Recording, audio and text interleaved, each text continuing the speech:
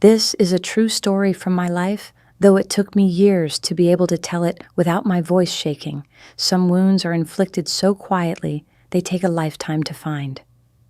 The mahogany table felt a mile long, a polished battlefield gleaming under the low-hanging crystal chandelier of Gibson's Bar and Steakhouse on Rush Street. The air was thick with the scent of seared prime Angus and expensive cigar smoke, a temple of Chicago's old money elite. It was meant to be a celebration, a monument to my brother Derek's latest triumph, a promotion to regional sales manager at a mid-level paper supply company, a title that meant everything to him and my parents, and, as I would soon learn, absolutely nothing to the world. My father, beaming, held his glass of Macallan 18 aloft. "To Derek," he announced, his voice booming with a pride he reserved exclusively for his son. "Always climbing, always winning. We're so proud of you." My mother clinked her wine glass against his, her eyes misty. "To our boy," she cooed. They were a perfect, self-contained little solar system, with Derek as their radiant, unblinking sun. I was 21, a freshly minted college graduate, and I had been waiting all evening for a gap in the conversation, a single moment that wasn't about Derek's sales quotas or his golf handicap. I had my own news, a piece of my future I was clutching like a precious, fragile bird. As my father launched into a retelling of one of Derek's high school football victories for the 1,000th time, I saw my chance. "That's amazing, Derek, really," I interjected, my voice sounding small in the noisy restaurant. "I actually have some news, too. I got my final acceptance letter today. I'm going to the University of Chicago for law school in the fall." The words hung in the air, a different kind of sound in a room accustomed to boisterous laughter and backslapping. For a heartbeat, there was silence. My mother gave a tight, surprised smile. My father cleared his throat, momentarily thrown off his script. But it was Derek who broke the spell. He slowly placed his heavy steak knife on the edge of his plate, the silver clinking against the porcelain with deliberate finality. He wiped his mouth with a linen napkin, then leaned back, fixing me with a look that was part amusement, part pity. And then, with a dismissive chuckle that cut deeper than any blade, he delivered the verdict he had been preparing my entire life. "Law school? Amy, come on. You'll never graduate. If you genuinely enjoy our stories, please subscribe to the channel. Tell us where you're from and what time it is right now. It's always fascinating to know how far our story flows." The silence that followed his pronouncement was a physical thing, a heavy blanket that smothered the celebratory mood. It wasn't just his words. It was the casual, effortless way he said them, as if he were commenting on the weather. As if my life's greatest achievement to date was a foolish, childish whim. My mother's smile faltered, replaced by a flustered look. "Derek, that's not a nice thing to say," she chided weakly, her eyes darting between us, not in my defense, but in a desperate plea to keep the peace, to keep the evening's perfect tribute to him from souring. My father, a man who saw his son's arrogance as a birthright, simply picked up his whiskey, took a long, slow sip, and stared at a point just over my shoulder, effectively erasing me from the conversation. In our family, Derek was the Sun King, and I was a court jester whose antics were occasionally tolerated but never taken seriously. He was the golden boy, the high school quarterback who'd charmed his way into a sales job without ever having to truly apply himself. I was the quiet one, the overthinker, the girl whose successes were always a surprise, as if I'd stumbled into them by accident. Derek, seeing he had the full attention of the table, leaned forward, resting his elbows on the polished wood. He adopted the tone of a wise, patient older brother explaining a difficult concept to a slow child. "I'm just being realistic," he said, spreading his hands. "It's a shark tank, Ames. I've met lawyers. They're killers. You're not a shark. You're too sensitive. You take everything personally." He looked at our parents as if to say, "You know what I'm talking about?" I don't want to see you waste 3 years and go 100 grand into debt just to come home with your tail between your legs. It's a tough world out there. Every word was a poisoned dart dipped in feigned concern. He wasn't just predicting my failure. He was casting a spell, writing the narrative he wanted to be true. He was planting the seeds of doubt he'd been watering since we were children. The most painful part wasn't the cruelty in his eyes, but the flicker of resigned agreement in my parents. They loved me. I knew that in an abstract way, but they believed in him. His path was familiar, tangible. He sold paper. You could touch it. You could count the money. My path, full of torts and case law and abstract legal theory, was foreign and intimidating. They saw his confidence as competence. They saw my quiet determination as a sign of weakness, a signal that I had to struggle for things that came to him so easily. I felt the blood drain from my face. My throat was tight. I had spent 4 years of undergrad buried in the library, sacrificing parties and relationships for a perfect GPA. I had studied for the LSAT until my eyes burned. I had poured every ounce of my being into this goal, and he was dismissing it over a steak dinner as if I'd decided to take up pottery. I got a scholarship, I mumbled, the words tasting like ash. It won't be that much debt. Derek just waved his hand, a gesture of supreme dismissal. That's not the point. The point is the pressure, the competition. You'll burn out. He picked up his knife again, a clear signal that the topic was closed. All right, he said, slicing into a thick piece of filet mignon. Don't say I didn't warn you.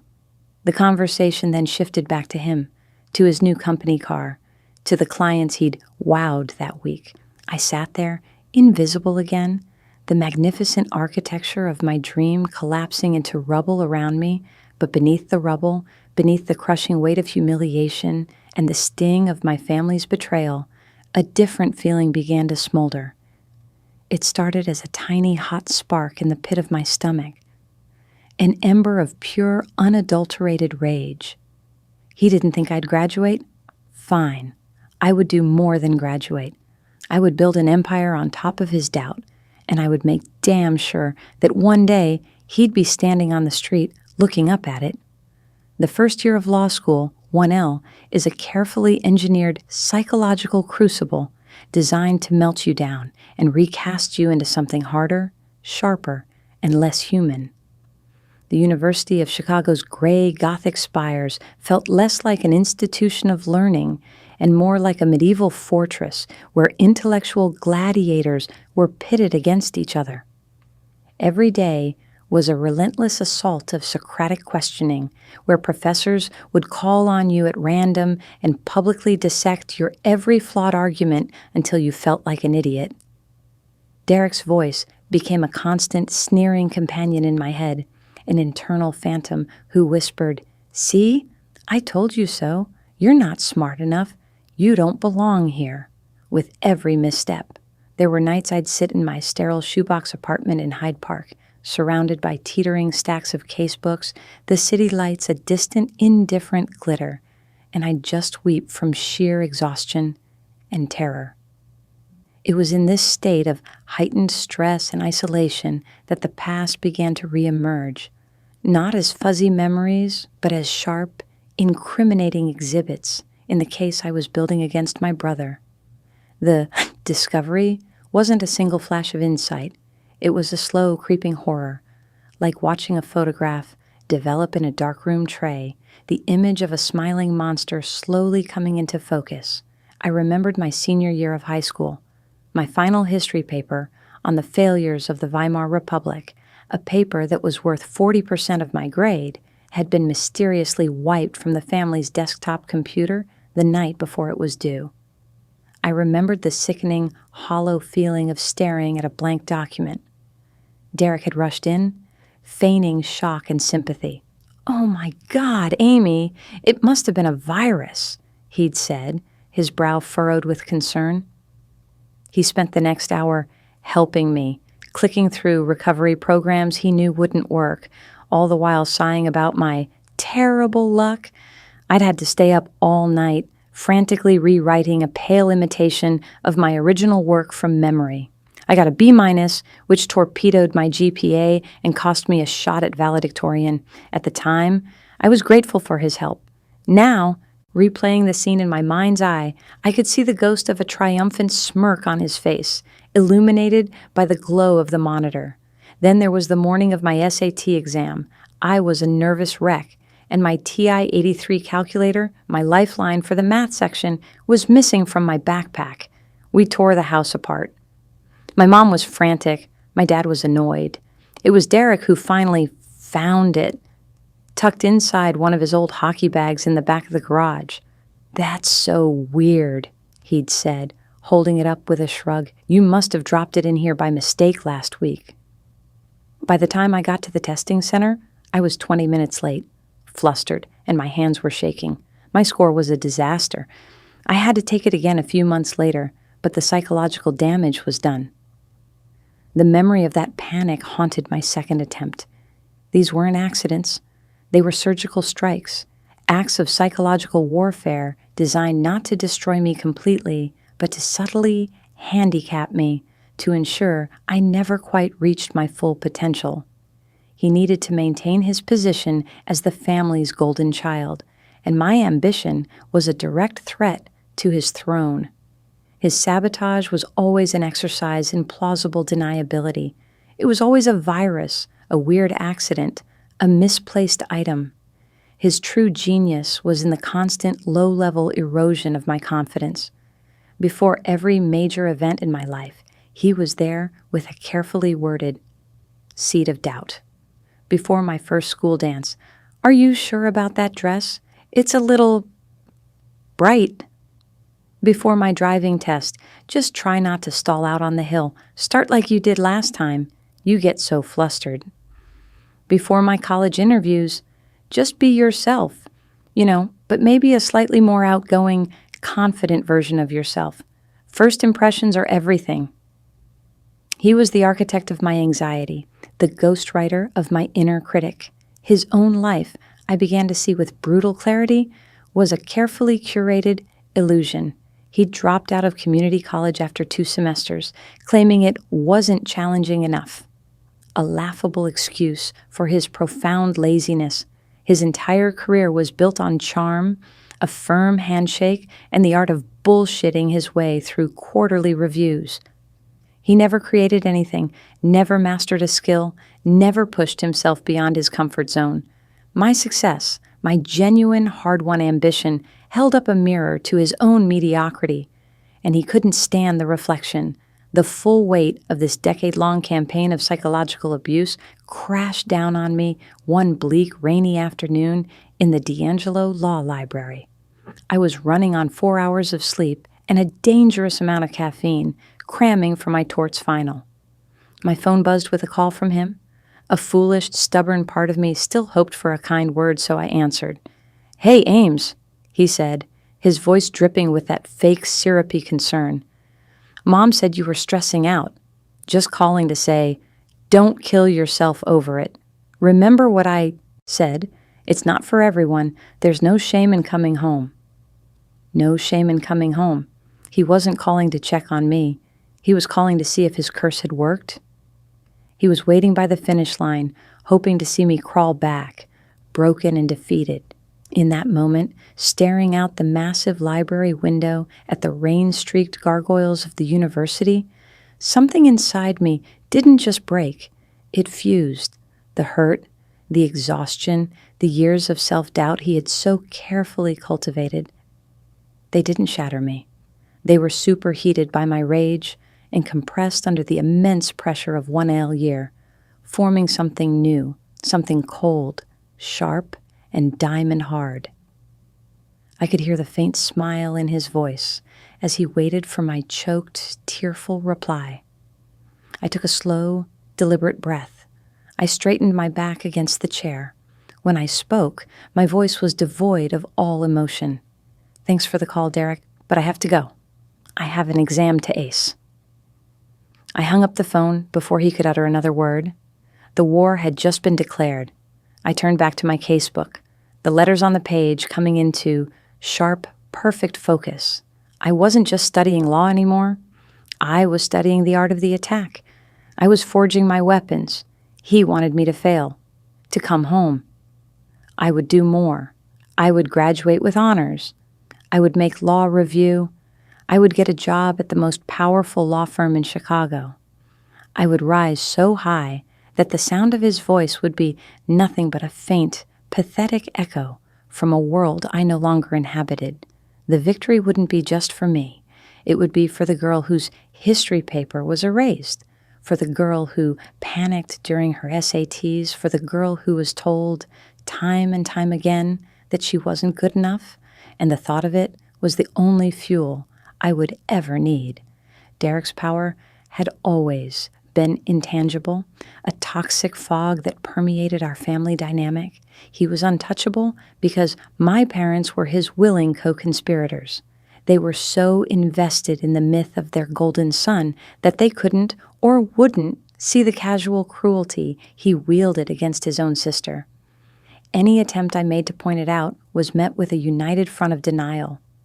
"Oh, Amy, you're being so dramatic," my mother would say with an exasperated sigh. "That's just how brothers are." My father would be more direct. "Derek's got a good head on his shoulders. Maybe you should listen to him once in a while instead of taking everything as an attack." They were his enablers, the loyal subjects who ensured the king's reign was never questioned. My ambition was a disruption to their comfortable, predictable world. It was easier for them to believe his narrative, that I was a fragile, overly sensitive girl chasing an unrealistic dream, than to confront the uncomfortable truth that their son was a manipulative bully and their daughter was about to launch herself into a stratosphere they couldn't even comprehend. After that phone call in the library, I performed a quiet, internal amputation. I severed the emotional cord that had bound me to their validation. I still answered their calls, showed up for holidays, and played the part of the dutiful daughter. But it was all a performance. I constructed an impenetrable fortress around my inner life. I gave them nothing but sterile, superficial updates. "Classes are fine. The work is challenging. Yes, I'm eating enough." I gave them no vulnerabilities to report back to Derek, no hint of my struggles, and later, no details of my triumphs. My life became a classified document.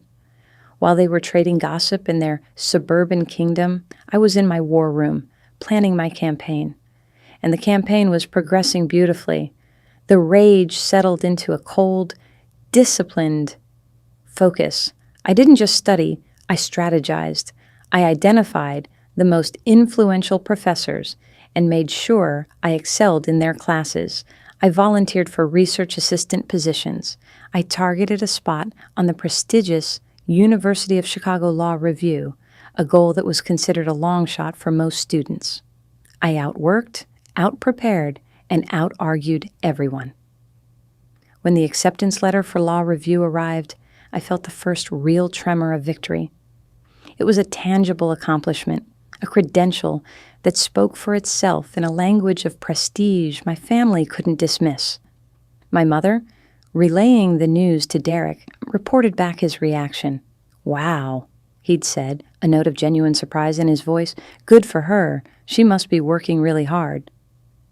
The usual backhanded qualifier, "But is she happy? Is she taking care of herself?" was absent. It was the first time he had acknowledged one of my achievements without a dismissive footnote. It was a tiny crack in the foundation of his superiority, and it was intoxicating. The final hurdle was the on-campus interviewing OCI process in my third year, a week-long, high-stakes meat market where the city's top law firms came to recruit. I had one target, Kirkland and Ellis. It wasn't just about the money or the prestige.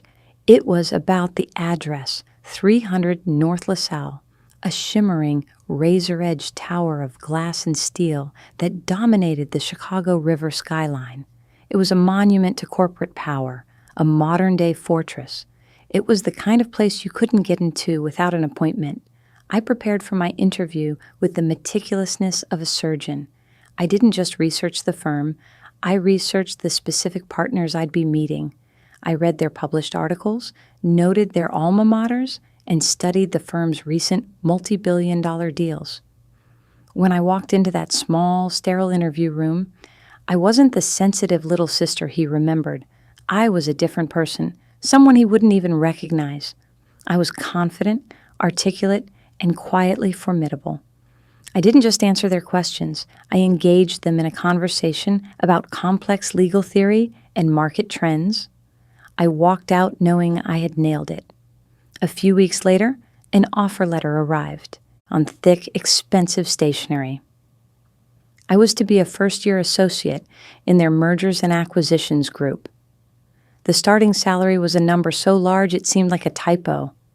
When I told my family, there was a moment of stunned silence on the phone line. My mother was audibly flustered, her pride mixed with a clear sense of intimidation. My father just kept repeating, "Well, I'll be damned." But it was Derek's response that I had been waiting for. "Kirkland Ellis," he said, the name sounding clumsy and alien in his mouth. He had to ask me to spell it. "Damn, Amy, that's big time." For the first time in my entire life, I heard something in his voice that had never been there before, a faint, unmistakable, and deeply satisfying note of awe. His power had always been rooted in his ability to define my reality, but I had moved to a different reality, a place so far beyond his experience that he no longer had the vocabulary to diminish it. He was the king of a tiny provincial town, and I was moving to the capital of the empire. My resolve, once forged in the fires of 1 year, became the load-bearing wall of my entire existence. The emotional, reactive rage had cooled and hardened into something far more potent, a calm, calculated, and unshakable ambition. The turning point wasn't a single dramatic decision, but a slow, dawning realization of the perfect, poetic justice the universe seemed to be constructing on my behalf, a justice that required no direct action from me. All I had to do was win. After graduating magna cum laude and passing the Illinois bar exam on my first attempt, I moved into a sleek, minimalist apartment in a River North high-rise. The view from my living room window looked directly at the gleaming office towers of the Loop. It was a world away from the suffocating beige sameness of my parents' suburban home. My life became a relentless cycle of 80-hour work weeks, high-stakes conference calls that spanned multiple time zones, and closing dinners at restaurants where the tasting menus cost more than my first car. I lived on black coffee, adrenaline, and the savage thrill of the work itself. I wasn't Amy, the quiet girl with her nose in a book anymore. I was Amelia Carter, an associate at Kirkland Ellis. The name was a shield and a sword. Meanwhile, through the filtered intelligence reports of my mother's weekly calls, I tracked the slow, pathetic implosion of Derek's life. His regional sales manager job had evaporated in a corporate restructuring. For a while, he tried to spin it, talking a big game about exploring his options and getting into consulting. The ventures never materialized. There was a brief, humiliating stint of selling solar panels door to door, followed by a disastrous attempt at day trading with a small inheritance from our grandmother, which he lost in less than 6 months. His primary asset, his easy, superficial charm, was a rapidly depreciating currency in a world that demanded tangible skills. He was like a washed-up actor, still trying to trade on the good looks and charisma that had worked for him in his youth, baffled and enraged that the world no longer cared. My mother's tone when she spoke of him shifted from pride to a kind of worried pity. "He's just having a bit of a rough patch," she'd say. A line I knew was fed to her directly by him.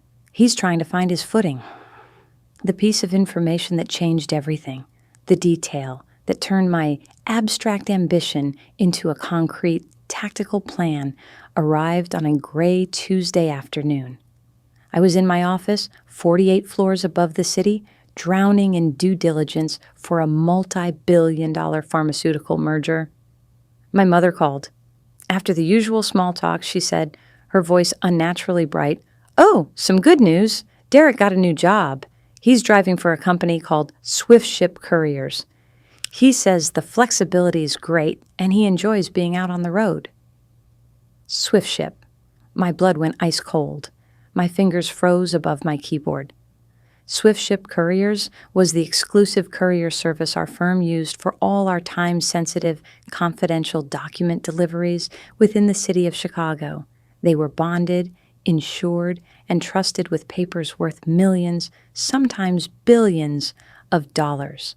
My mind, trained to see patterns and connect disparate pieces of information, began to race.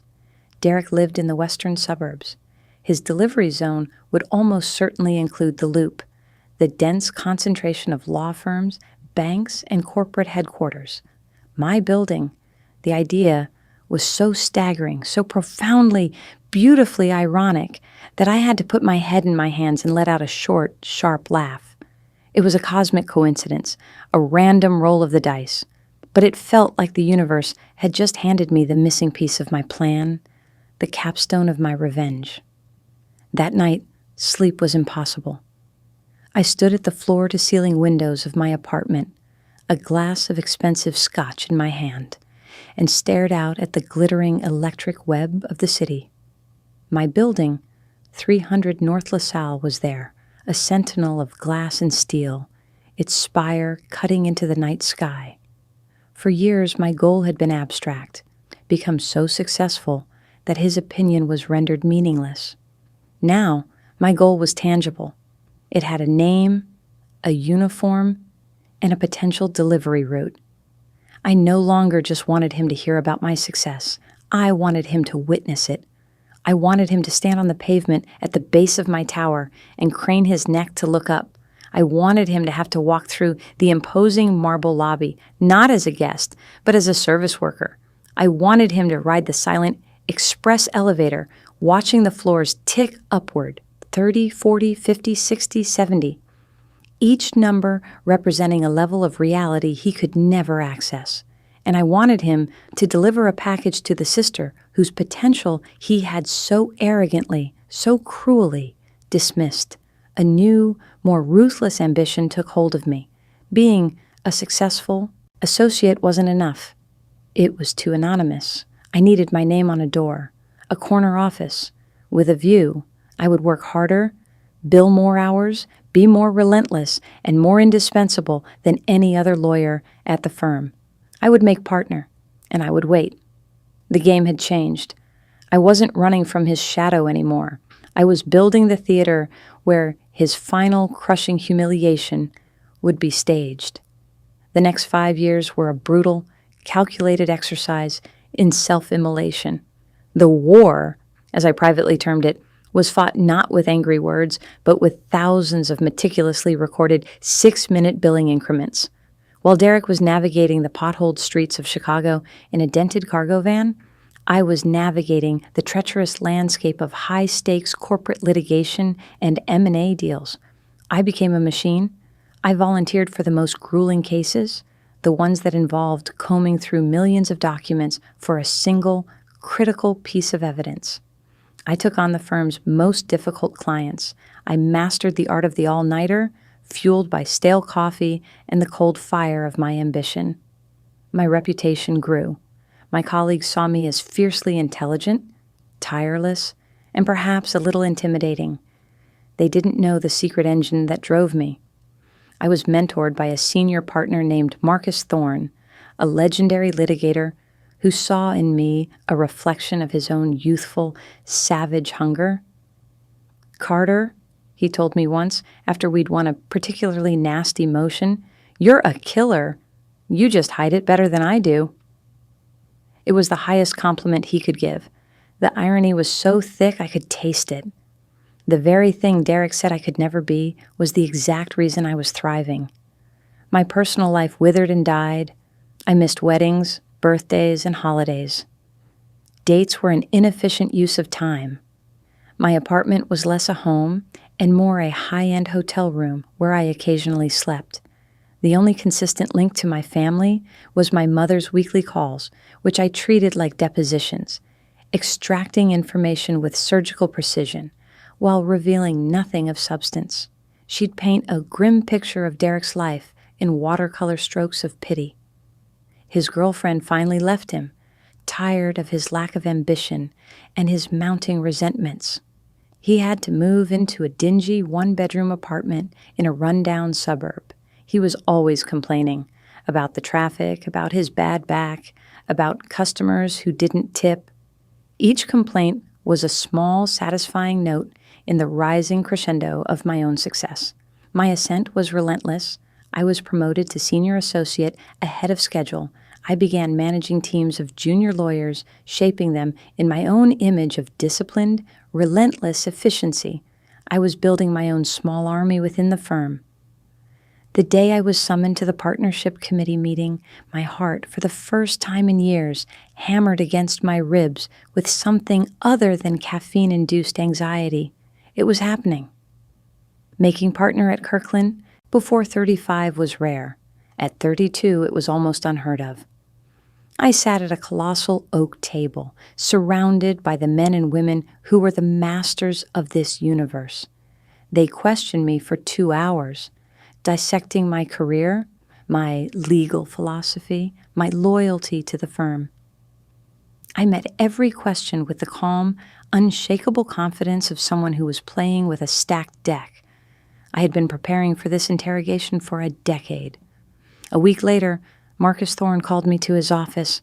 It was a magnificent corner suite on the 78th floor with a view that seemed to encompass the entire curve of the earth. "Congratulations, Amelia," he said, a rare, genuine smile on his face. The partners were unanimous. Welcome to the club. The feeling that washed over me wasn't giddy elation. It was the quiet, profound satisfaction of a long and complex campaign reaching its inevitable, victorious conclusion. My first official act as a partner was to claim my territory. A corner suite on the 72nd floor had just become available. I took it. I commissioned a designer to furnish it in a style of brutalist minimalism, a massive, dark walnut desk, severe black leather chairs, and a single enormous abstract painting that looked like a beautiful, violent storm. The final perfect touch was the brushed steel nameplate on the door, Amelia Carter, partner. Now, the trap was set. All the pieces were in place. I knew my promotion would have detonated like a bomb in my family's quiet suburban world. My mom would have made sure of it. I could picture Derek's face as he heard the news, the forced, tight smile, the flicker of disbelief in his eyes, followed by a wave of corrosive resentment. I had not only graduated, I had achieved a level of success so far beyond his comprehension that he couldn't even formulate a way to belittle it. Now, all I had to do was wait. I was patient. I had learned patience in the library stacks, in the endless nights of document review. Every time my assistant buzzed to announce a courier, my pulse would quicken. But it was always a stranger. Weeks turned into months. The anticipation settled into a low hum in the background of my life, a final pending detail on a long and complex closing checklist. The war was over. This was merely the formal signing of the surrender. It happened on a cold, bleak afternoon in November, almost exactly 10 years to the day after that dinner at Gibson's. The sky over the lake was a bruised, unforgiving slate. I was pacing my office on a conference call with a team in London, ruthlessly picking apart a flawed asset purchase agreement when my assistant's voice came through the intercom. It was calm, professional, and utterly benign. "Amelia," she said, "there's a courier here from Swift Ship. He has a sensitive legal document for the Omnicorp deal. He says it requires your personal signature." My heart stopped beating for a full second. I knew. This was it. The universe was finally making its delivery. "Thank you, Sarah," I said, my own voice a miracle of composure. Tell him I will be right out." I calmly concluded the conference call, stood in the center of my vast office for a moment, and took a single deep breath. I smoothed the lapels of my custom-tailored Tom Ford suit jacket. I straightened my spine. Then I walked out of my office, my Christian Louboutin heels clicking softly like a metronome on the polished marble floor of the reception area. And there he was. He was standing near the reception desk, his back mostly to me, staring out the floor-to-ceiling windows at the sprawling city below. He was wearing a faded blue Swiftship polo shirt, tucked into a pair of worn-out cargo pants. His work boots were scuffed and stained. He looked tired. Not just tired from a long day, but a deep, soul-level tired. The cocky, athletic posture of his youth had been eroded away, replaced by the weary slump of a man who has been comprehensively defeated by life. He was holding a digital scanner in one hand and a large, flat envelope in the other. My assistant, Sarah, ever professional, gestured toward me. "This is Ms. Carter," she announced. Derek turned. For a split second, his face was a blank mask of customer service neutrality. He looked at me, a flicker of confusion in his eyes. Then his gaze drifted past my shoulder to the far wall, where the firm's name was displayed in 2-foot-high letters of brushed silver. Kirkland and Ellis. His eyes snapped back to mine, and the recognition hit him. It was not a sudden shock. It was a slow, agonizing dawning, a wave of sickening comprehension that washed over his face in visible stages. I watched his brain connect the dots, bridging the 10-year gap between the steakhouse and this reception area. I saw the arrogant young man at the dinner table collide with the beaten-down courier standing before me, the color drain from his face, leaving behind a pasty, unhealthy pallor. His mouth fell slightly open. In his eyes, I saw a stunning, silent cascade of emotions. Utter confusion, followed by stark disbelief, then dawning horror, and finally a wave of shame so profound, so absolute, that it seemed to physically diminish him. He looked from my impeccably tailored suit to the opulent lobby with its priceless modern art and its atmosphere of hushed, immense power. He looked at my face, which I had carefully composed into a mask of cool professional detachment. In that moment, I could see him replaying his entire life's worth of casual cruelties and smug predictions. He saw it all, and he saw where it had led him, to the 72nd floor of my reality as a delivery man. I held his gaze, saying nothing, letting the silence stretch into an eternity. I let him stand there and drown in the consequences of his own words. I did not smile. I did not gloat. I did not offer him the slightest flicker of recognition, no merciful escape hatch of shared history.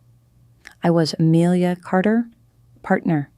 He was the man with the package. Finally, I broke the silence. My voice was crisp, clear, and devoid of any warmth. The voice I used to depose a hostile witness. "You have something for me?" He flinched, as if the sound of my voice had physically struck him.